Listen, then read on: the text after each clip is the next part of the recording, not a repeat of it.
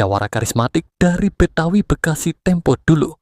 Di masa pergolakan dan penindasan kolonial, Betawi dan sekitarnya melahirkan tokoh-tokoh pemberani yang menjadi pelindung rakyat kecil.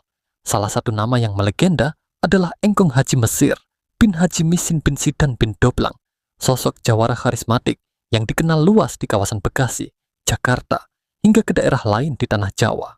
Kelahiran dan masa muda, beliau diperkirakan lahir pada tahun 1870-an, di era saat tanah Betawi masih berada di bawah tekanan penjajahan Belanda.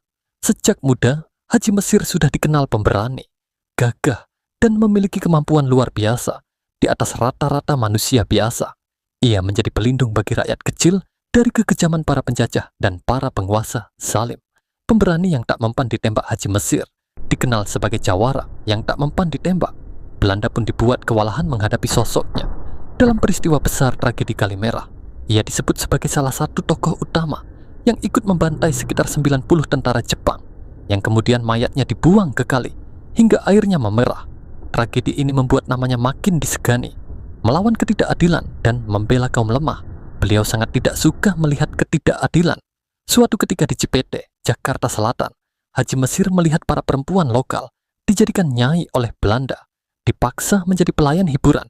Ia naik pitam dan melakukan perlawanan hingga memotong jari-jari tentara Belanda sebagai bentuk peringatan keras. Kisah lain yang melegenda terjadi di Kali Ciliwung, Kampung Melayu. Saat dihadang perampok, beliau justru berjalan di atas air sambil menggendong seekor buaya besar yang membuat para perampok lari ketakutan. Mereka pun memohon agar Haji Mesir menjadi guru mereka, namun tawaran itu ditolak karena beliau takut ilmunya disalahgunakan. Perampok para penjajah dermawan untuk rakyat, meski merampok targetnya hanya para kompeni Belanda yang zalim. Hasil rampokan itu bukan untuk pribadi, melainkan dibagikan kepada rakyat miskin. Beliau bahkan pernah mengambil kerbau di hadapan pemiliknya dan memutar tanduknya 180 derajat, hingga pemiliknya sendiri tak mengenali hewan miliknya. Rampasan-rampasan itu disimpan di kandang besar, Kanbes, sebuah area luas di Kranji yang masih dikenal hingga kini, membentang dari Rawa Tembaga hingga Jalan Banteng. Kehidupan keluarga dan keturunan salah satu hal paling mencolok dalam kehidupan Haji Mesir adalah jumlah istrinya yang sangat banyak. Ada yang mengatakan 48 istri, ada pula yang menyebut 47. Namun menurut beberapa saksi hidup, beliau pernah menikah lebih dari 90 kali. Salah satu istrinya, Nyak Hajah Madinah, bahkan melahirkan 25 anak.